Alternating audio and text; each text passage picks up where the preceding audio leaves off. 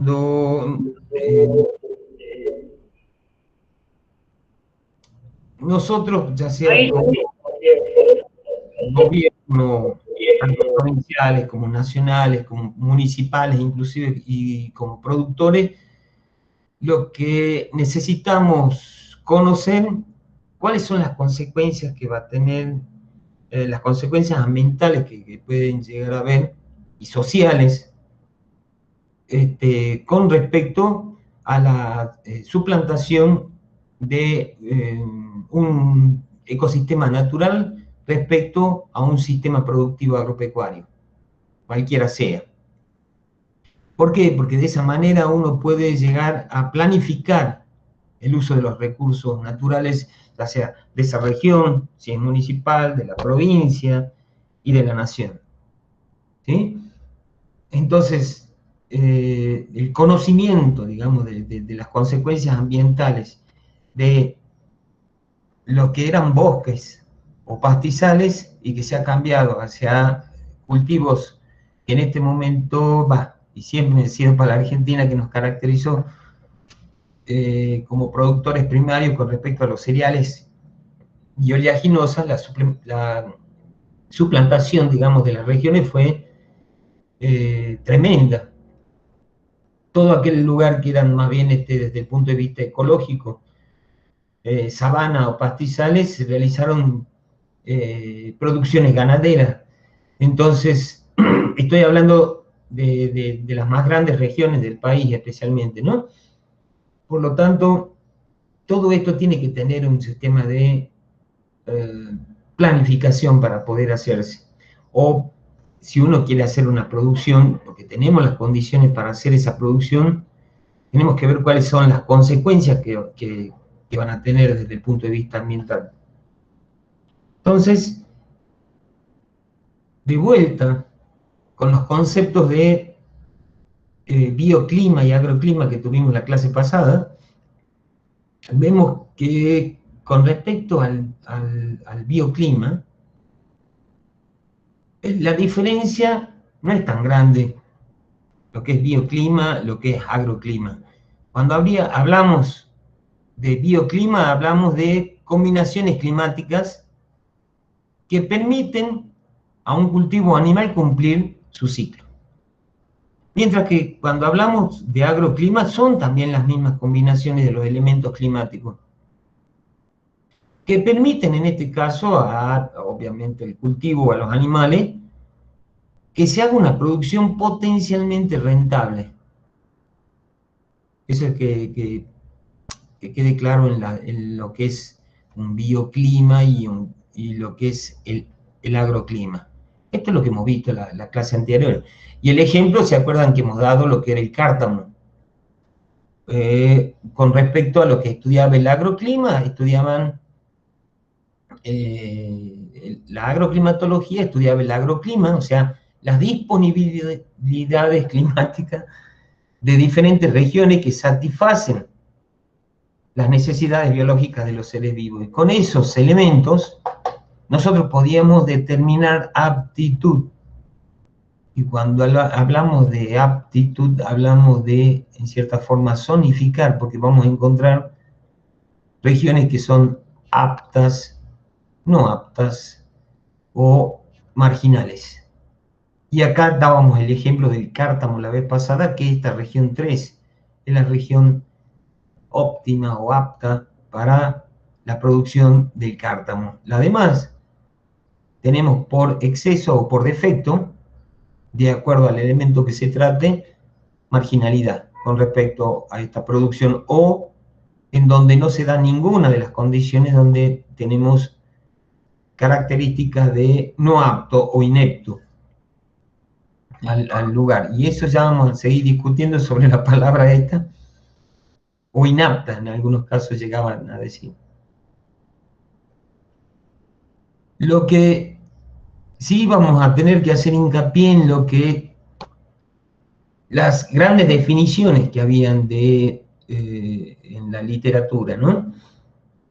Pero van a ver que es,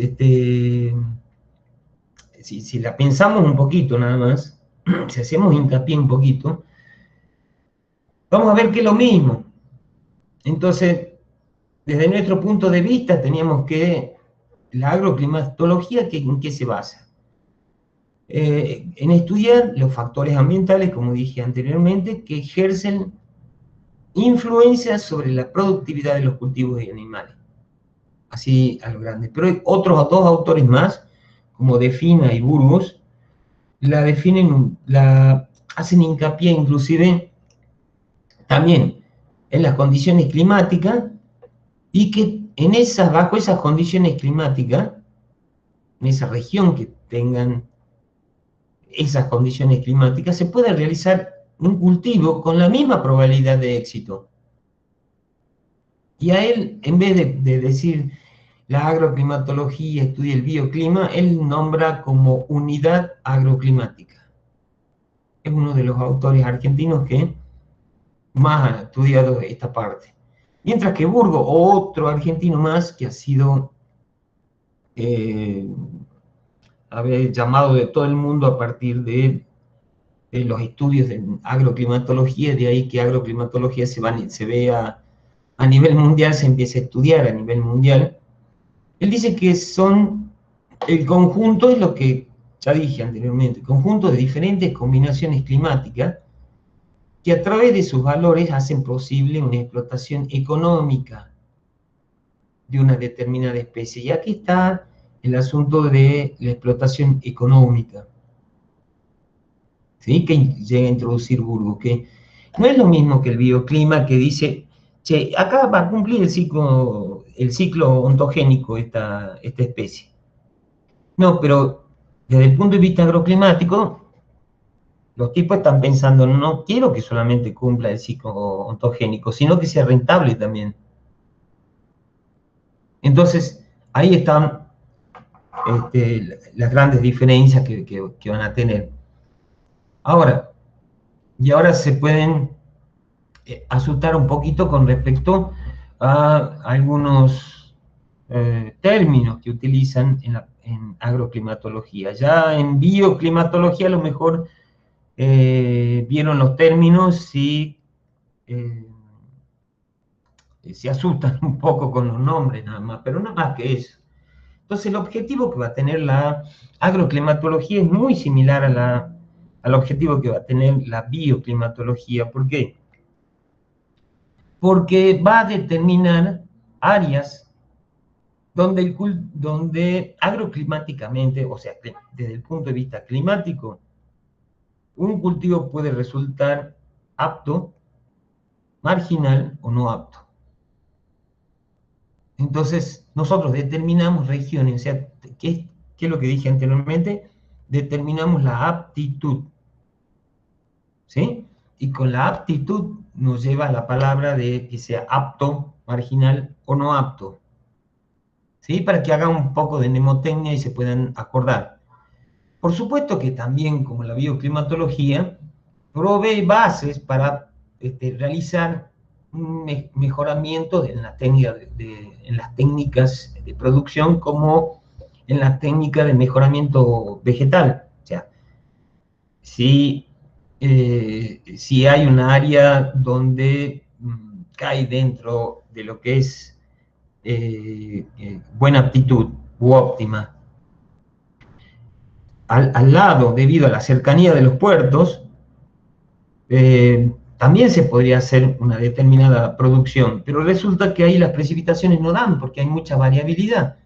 Entonces se tendría que utilizar cultivos que sean resistentes justamente a la falta de precipitación.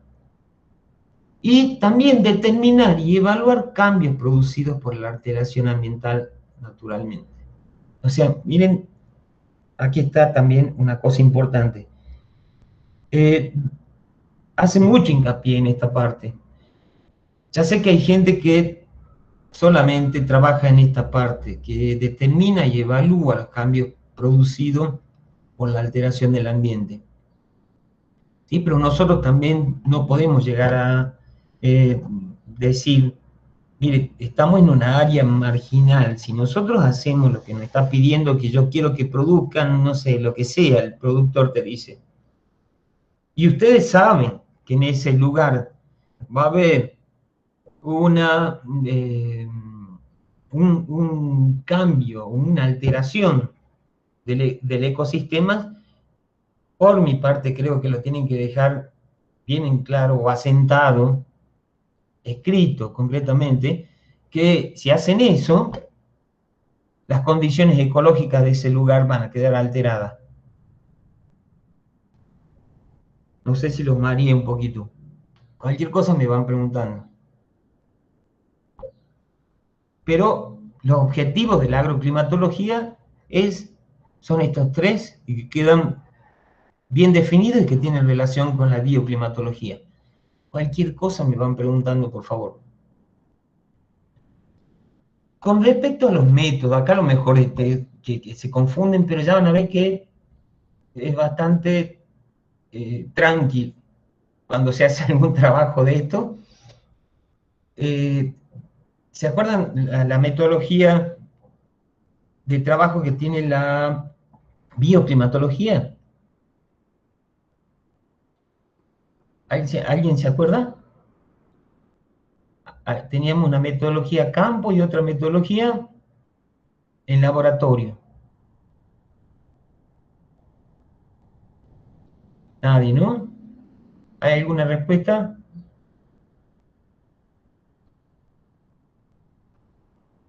Bueno, esta también tiene una forma de trabajar la agroclimatología. Y, a ver, se basa en conocer algunos índices de palabras raras. Meteoroclimático, diablo. Meteoroclimático nos está hablando de una combinación de datos meteorológicos y de datos climáticos. Biometeorológico, que ya les hablé, y tecnometeorológico, algún elemento que tenga que ver con la aplicación de tecnología en la producción, en lo inmediato. ¿Y en qué se va a basar concretamente el hecho de tener métodos de trabajo, la agroclimatología? ¿Con qué propósito? Obviamente, para tener información. Un inventario agroclimático general, que va a venir ese inventario de las estadísticas climáticas. Esa es la que tienen ustedes en la guía de trabajos prácticos. Esa va a ser el primer elemento que ustedes van a tener para eh, llegar a hacer índices para realizar un inventario agroclimático. Entonces, el primero va a estar relacionado con las estadísticas climáticas. Otros valores derivados de ellas van a ser aquellos que tengan una escala menor. En vez de ser las estadísticas climáticas, pueden ser datos mensuales, ¿sí? Datos diarios, o aquellos índices que se pueden llegar a estimar. Saben que hay muchos índices que se pueden llegar a estimar, ya sean índices básicos, simples, hasta algo más, eh, eh, algo un poquito más complicado, ¿sí? Todos ellos se pueden llegar a estimar. Entonces, para hacer un inventario agroclimático, nosotros vamos a utilizar diferentes fuentes. Una fuente de las estadísticas climáticas, que es donde las pueden llegar a encontrar, a las estadísticas climáticas. Las pueden llegar a encontrar en la página del Servicio Meteorológico, por ejemplo. ¿Sí? Algunos valores derivados que van a tener que pedirlo entre el Servicio Meteorológico, los INTAS, algunas páginas especiales, digamos, que de ahora se baja la información, o si no, se solicita a través de un mail, u otros que se tiene que aplicar alguna técnica para estimar esos índices. Ahora, veamos, ¿qué salen de las estadísticas climáticas? Puede salir el balance hidrológico climático, puede salir otros índices como son las sumas térmicas, o como dice acá, otro índice que se denomina comienzo y fin del bioperíodo. ¿Qué es esto? ¿De qué me habla?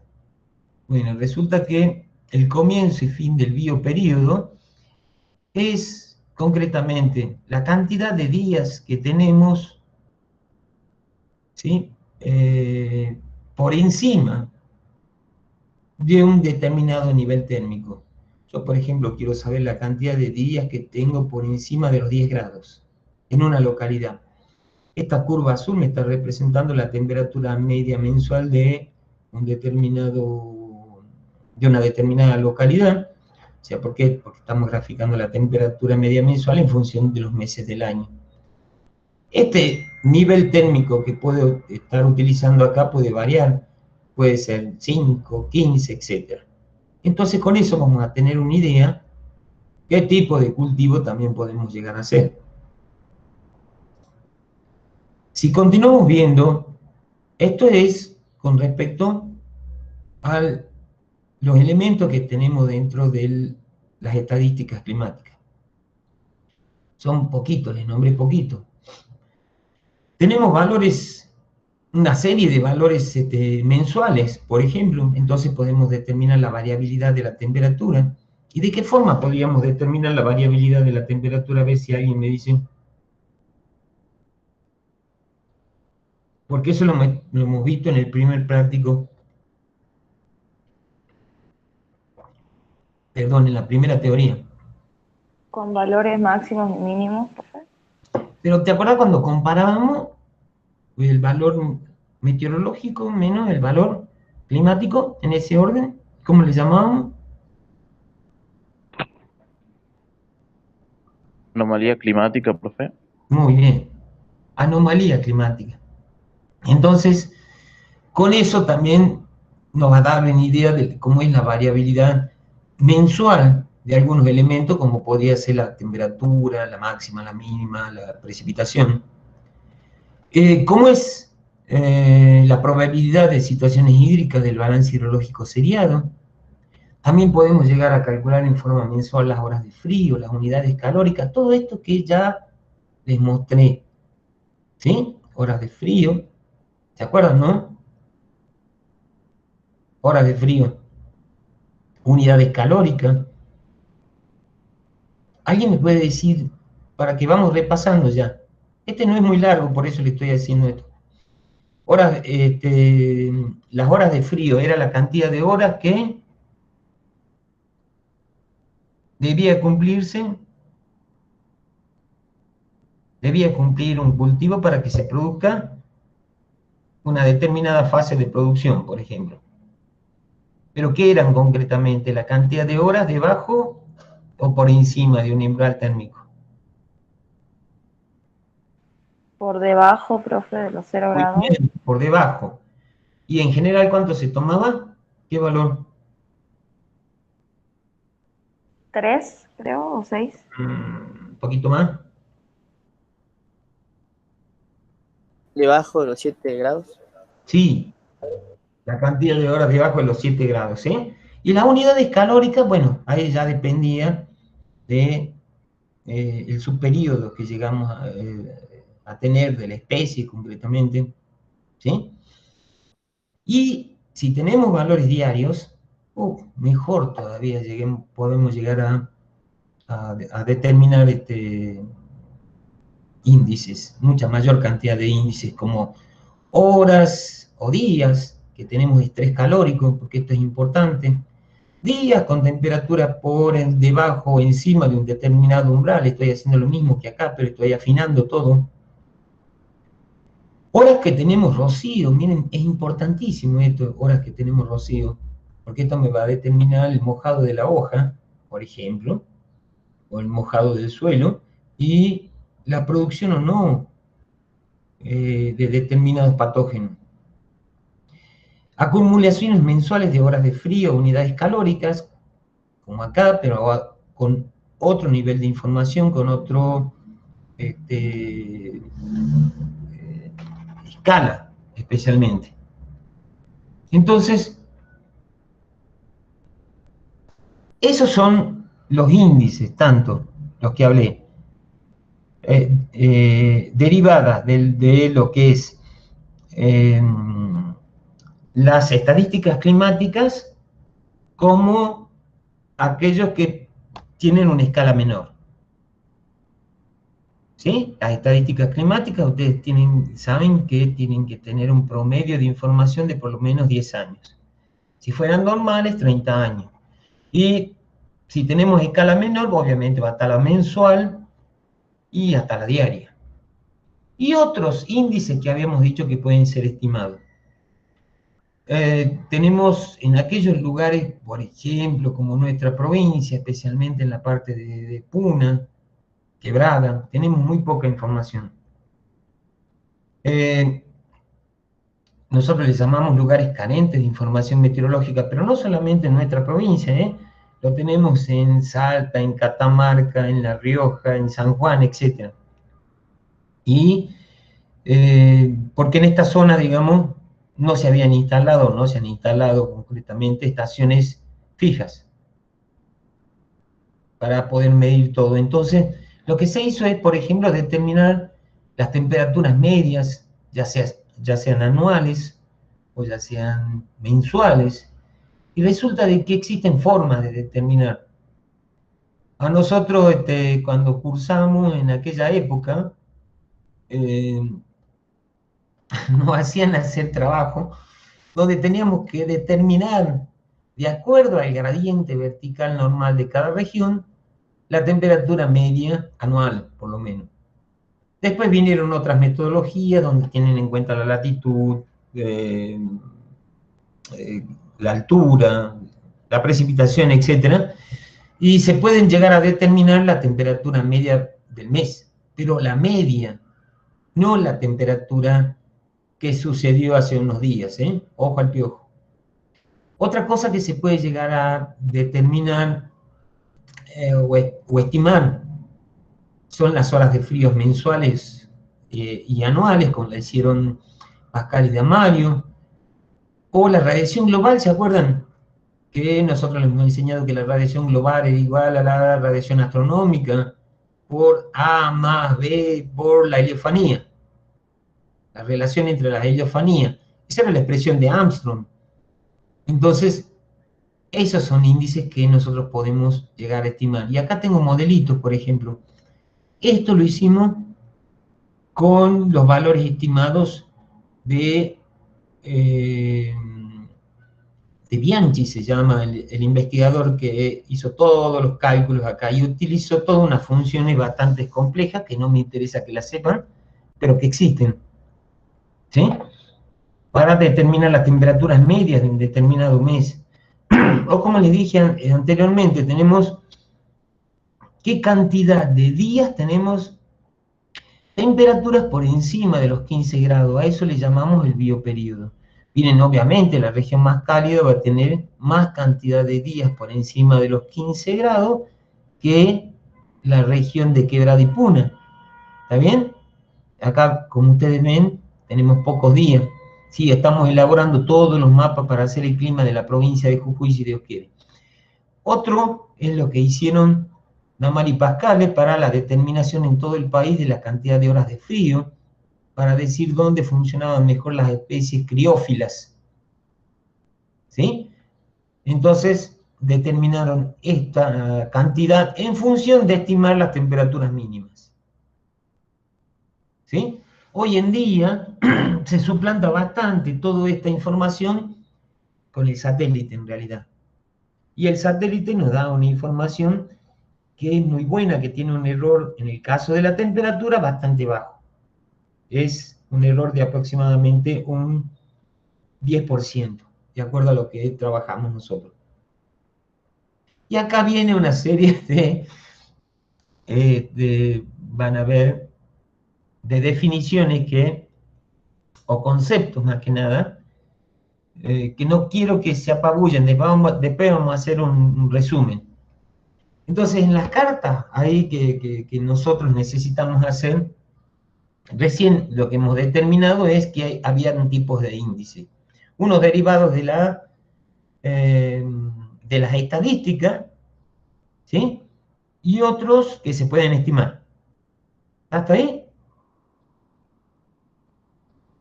Ahora, con esos índices nosotros tenemos que hacer cartas agroclimáticas, ¿sí? Hacer mapas. Entonces, representar geográficamente con esos índices la intensidad, frecuencia, variabilidad y cualquier característica de ese índice. ¿Para qué? Para esa forma, si juntamos esa información, podemos llegar a zonificar una producción, ¿sí? Desde el punto de vista agroclimático, por supuesto. Entonces tenemos, por ejemplo, cartas que me determinan acá cuáles son las regiones que tenemos isolíneas de precipitación media anual iguales. Por ejemplo, acá en esta región precipitan 800 milímetros y más. ¿De qué región estamos hablando?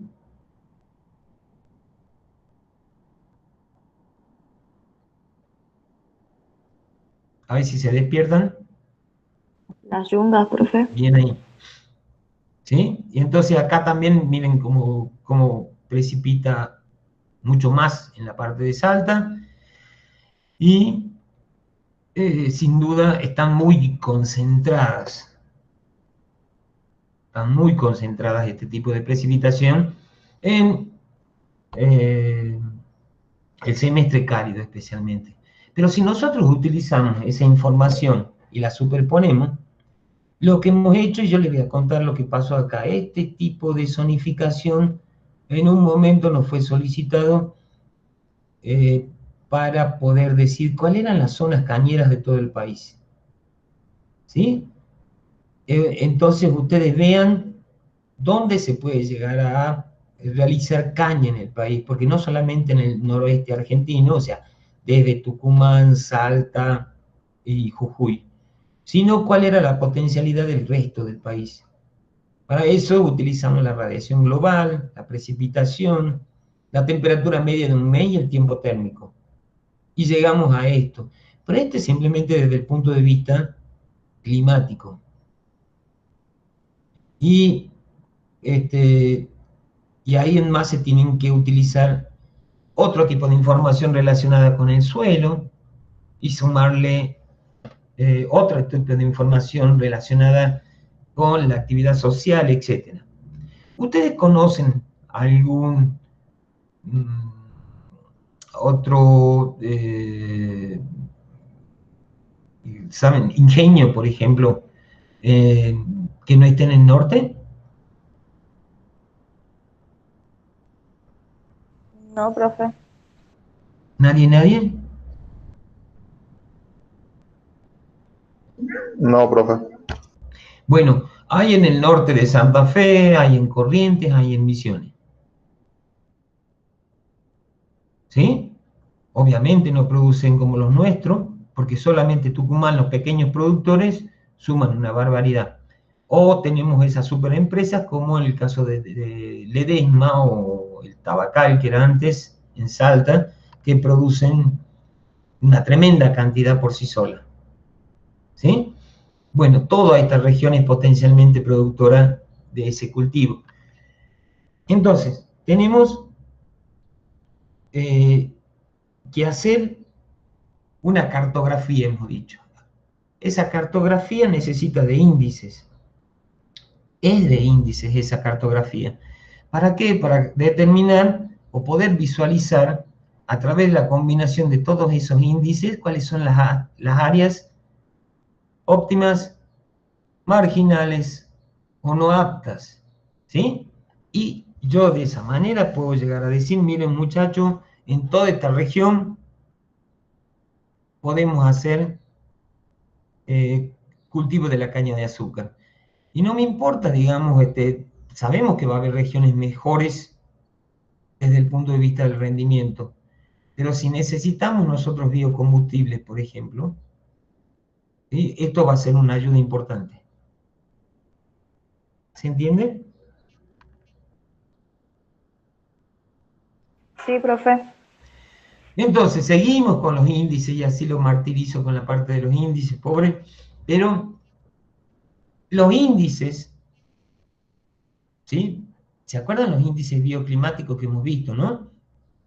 Algunos. De todos modos, le voy a dar una repasada acá de los índices bioclimáticos.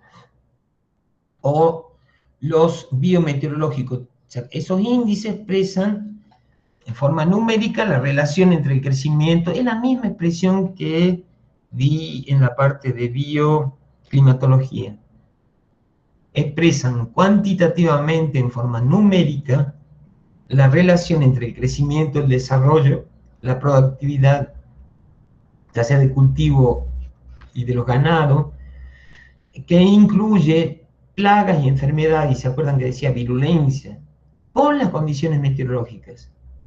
Y si quieren que la haga fácil esa definición, ¿qué es la biometeorología? Es la relación entre las características físicas ambientales o físicas atmosféricas de una región con el crecimiento, el desarrollo, la producción de una determinada especie. ¿Se entendió? ¿Lo digo de vuelta? ¿Se entiende, profe? Sí, profe. ¿Viste? Es nada más un jueguito de palabras que a lo mejor lo pueden hacer más simple. Lo ponen al revés. La biometeorología entonces va a ser las condiciones meteorológicas o las condiciones físicas del ambiente. Las condiciones físicas, obviamente, estoy hablando de la precipitación, la temperatura, la radiación, etc. Con el crecimiento, el desarrollo, la producción de una determinada producción, ¿sí? Agrícola. Entonces, entre esos elementos, entre esos índices,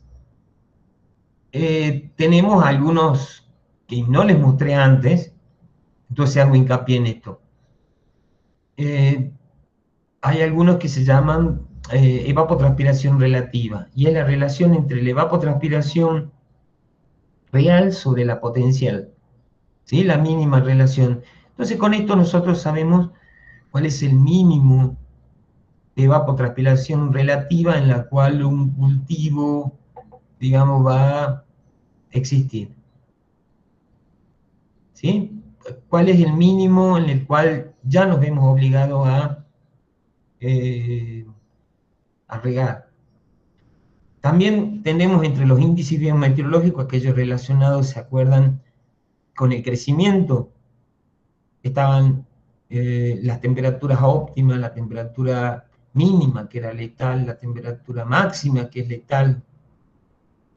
Como así también tenemos lo que era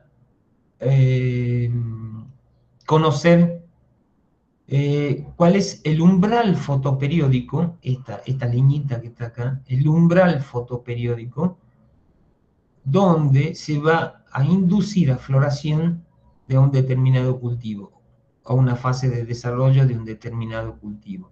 Entonces, ¿se acuerdan que hemos dicho que habían plantas que reaccionaban muchísimo a la duración del día?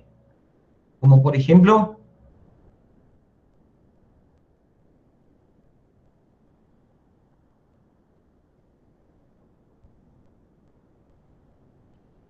¿me dan ejemplo de alguna planta que reacciona al fotoperiodo?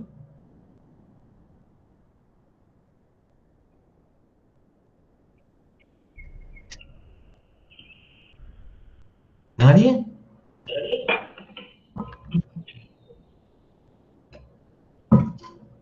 ¿Chicos? Maíz, dice Claudia Hurtado.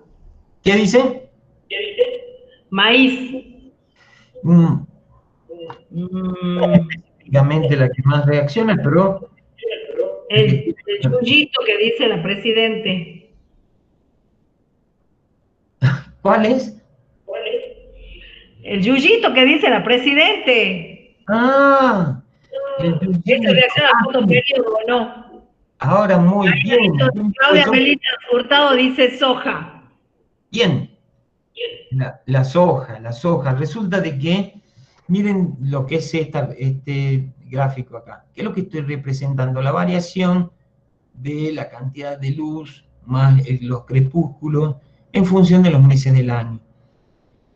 Existen plantas que hemos dicho que plantas de días cortos y plantas de días largos. Planta de días largos había un umbral a partir del cual se producía la inducción a un proceso de desarrollo, en este caso de la floración. Entonces, Esto que estoy mostrando acá, ¿es un esquema de planta de día corto o de día largo? Para que piensen, ¿eh? Es que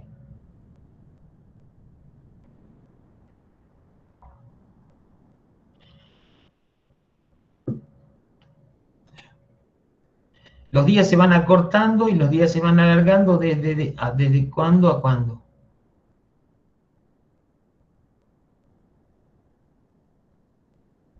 Del solsticio de invierno al solsticio de verano se alargan y del solsticio de verano al solsticio de invierno se acortan. Muy bien. Entonces, esta es la representación de la inducción a floración de una especie de días.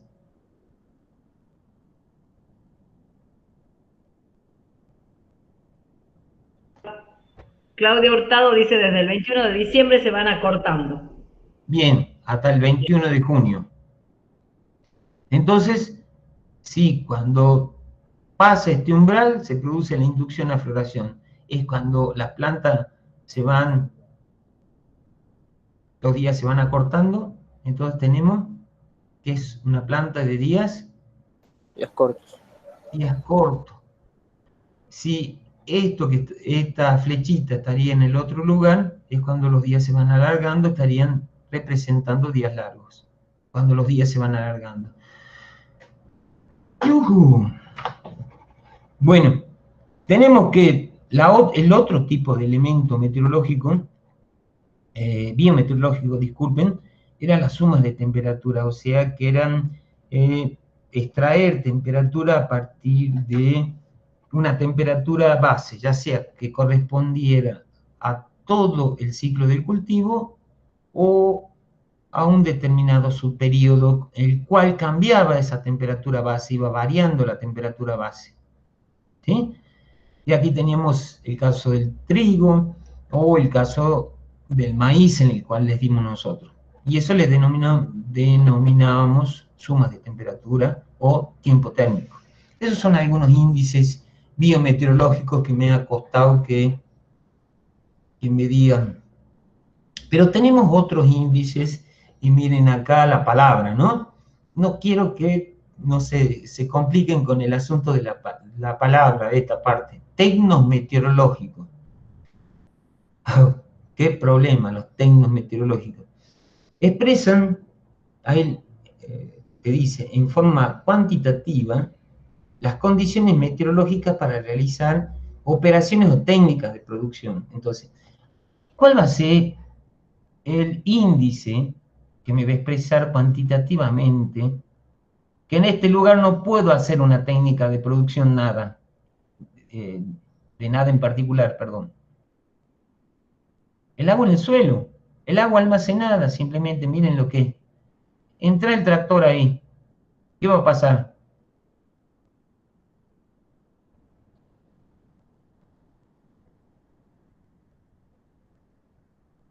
Puede ser, obviamente, que se produzca primero no tenga piso, lo que se denomina para entrar el tractor hasta tanto se seque un poco. Entonces, si no, todo esto queda destruido, el piso sin estructura, se compacta. O en el otro extremo, cuando las condiciones de agua almacenada en el suelo son muy bajas, o directamente no tenemos esa cantidad, y por lo tanto, la potencia para realizar una labor cultural que se necesita de los tractores es altísima. Entonces, ¿qué es lo que se está utilizando en este caso? Bueno, el agua almacenada en el suelo. ¿Qué otro índice se está utilizando para poder realizar este tipo de labor cultural? En este caso se trata de una fumigación. Entonces, ¿es necesario conocer alguna variable? Sí, es necesario conocer fundamentalmente la velocidad del viento, si hay mucha velocidad, porque si no, si estamos aplicando, se lleva el producto a cualquier parte. Y después tenemos una denuncia y que no hemos aplicado nada en donde teníamos que aplicar. O si la humedad relativa del ambiente o el punto de rocío es muy bajo, o la humedad es muy baja, o es muy alta, que también es un inconveniente, ¿sí? O cuando se realiza, digamos, el proceso de cosecha de un grano.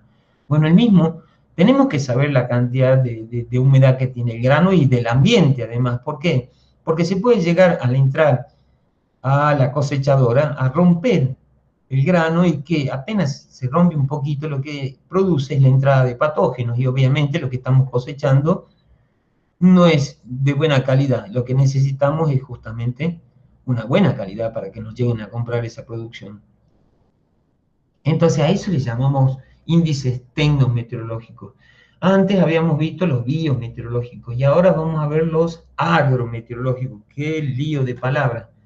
Pero con los agrometeorológicos están muy relacionados con lo que eran los biometeorológicos, para que tengan una idea. Cuando son meteorológicos, agrometeorológicos.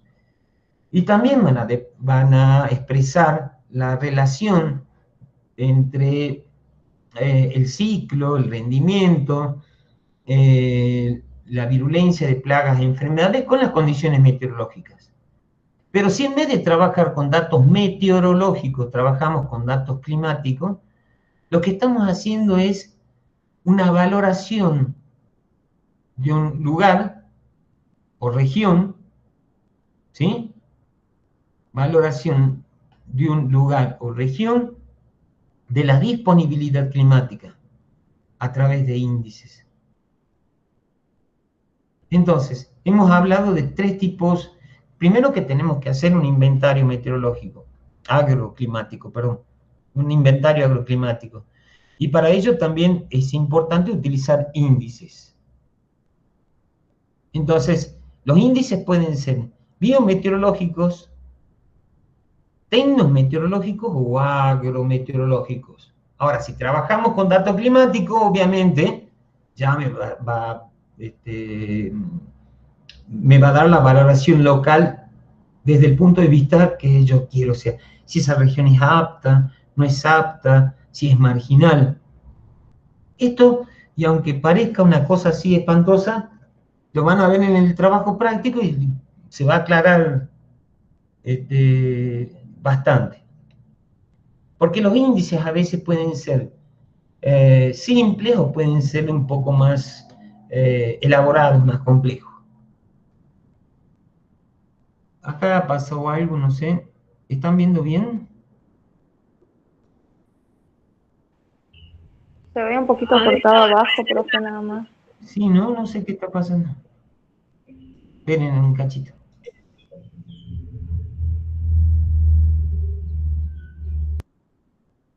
Pero.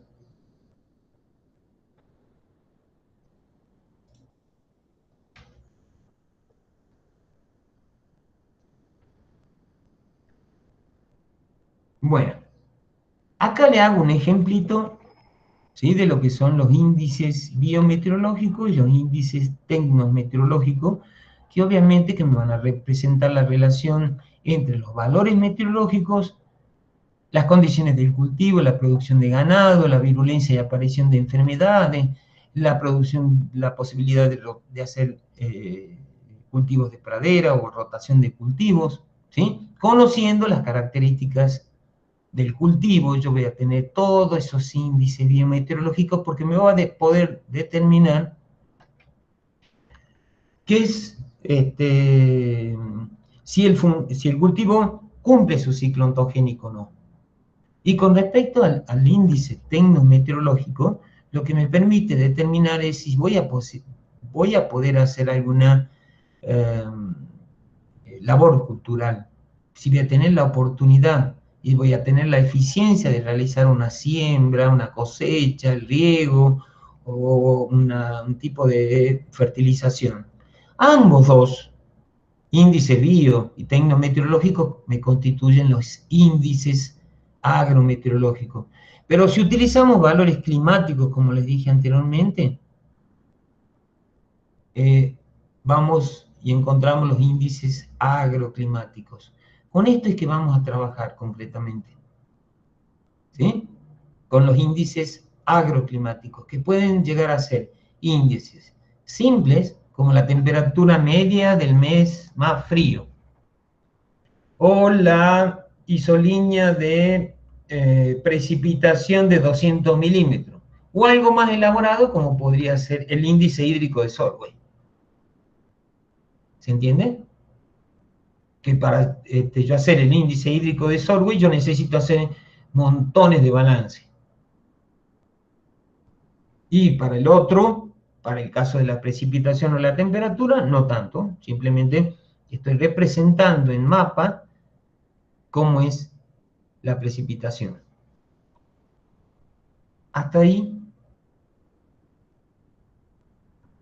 ¿qué es lo que dije concretamente? A ver, ¿alguien me puede hacer un resumen? Yo sé que hablé un montón para tratar de explicarles, pero que la agroclimatología se encarga de estudiar los agroclimas, que a diferencia del bioclima, en este caso ya estamos hablando de que vamos a utilizar índices que sean simples o complejos para poder determinar la aptitud de un lugar.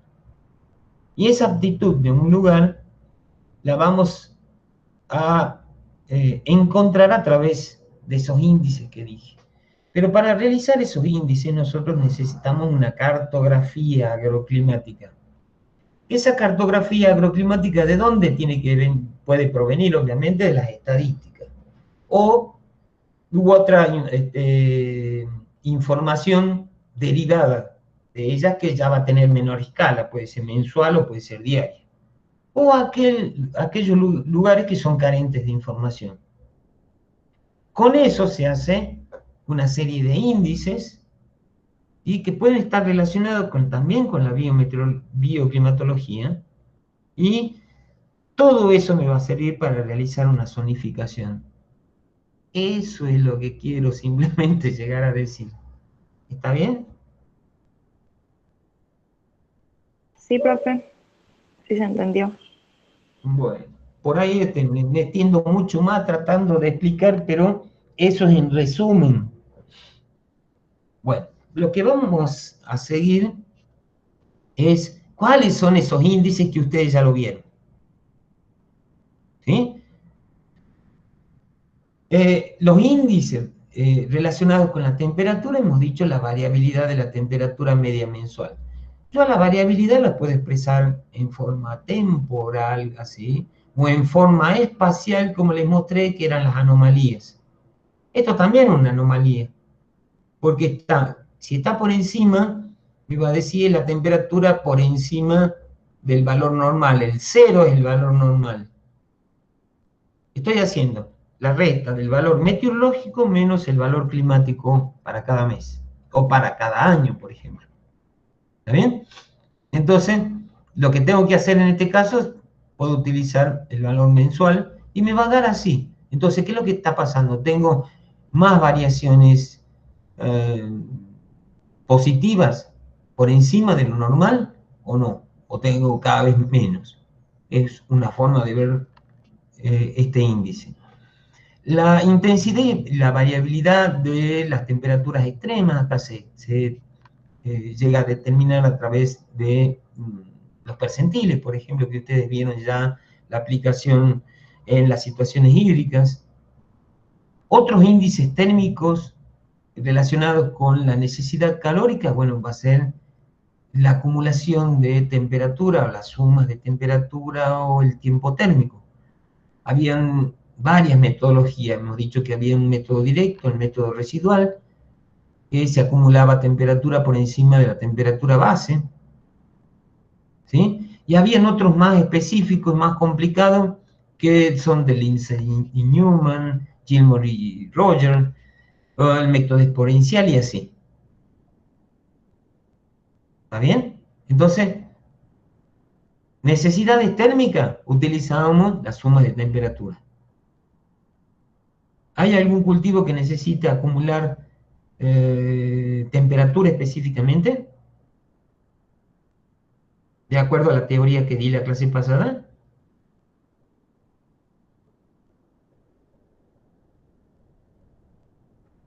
¿Cómo se llaman esos cultivos?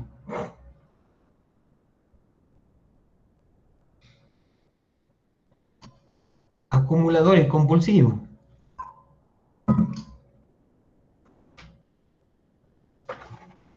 ¿Nadie, che? Estivales. Muy bien, simplemente estivales. ¿Eh? Todos esos cultivos de verano. Entonces, otro tipo están relacionados con la parte de exigencia de frío, y ahí habíamos hablado de la necesidad que tienen algunos cultivos en que se acumule una cierta cantidad, una cierta cantidad de frío, ¿sí? Y acá dice, tiempo que debe permanecer con bajas temperaturas. Obviamente va a depender de la especie, del estado fenológico que se encuentre la especie, pero se la había definido en general como horas en que la temperatura tendría que ser menor o igual a 7 grados, se lo denominaba horas de frío, ¿sí? Es un concepto universal, o unidades de enfriamiento que tenían en cuenta rangos de temperatura que representaban una unidad de acumulación o menos a partir de arriba o debajo de este rango, ¿sí? O lo que hacía Damario, que a partir de conocer la temperatura mínima, media, anual y de los 5 meses más fríos, él podía determinar aproximadamente cuáles eran las exigencias de frío o la cantidad de frío que tenía una determinada época del año. ¿Se acuerdan? Esto lo hablé. ¿Me dan un ok o no? Sí, profe. Sí, profe. Otro índice que habíamos hablado estaba relacionado con la precipitación y era específicamente o la variación del agua edáfica, como dice acá, o el agua almacenada en el suelo. Pero existen índices que llegan a ser un poquito más complicados, que ustedes lo llegaron a utilizar en el primer trabajo práctico. Y era el heliotérmico, que era que utilizaba la cantidad de energía en función también, no en función, la cantidad de energía y de temperatura. Acá hay que dice heliotérmico, utiliza la temperatura y el fotoperíodo. Este también, y este también, pero tiene un modelo mucho más complicado que estos dos. Como ustedes ven, no me interesa que sepan el tipo de modelo que es, porque ustedes lo pueden después buscar, ¿sí? Y van a saber, pero sí me interesaba solamente nombrarles que existen índices que llegan a ser un poquito más complicados de los que les hablé anteriormente. Hasta ahí hacemos una pequeña... ¿Qué hora es? Ya voy a terminar. Hacemos un pequeño corte, menos de 5 minutos, ¿eh? Moni, Bueno, profe. Son las 10:58, dejo de grabar un ratito sí, y después continuamos. sí.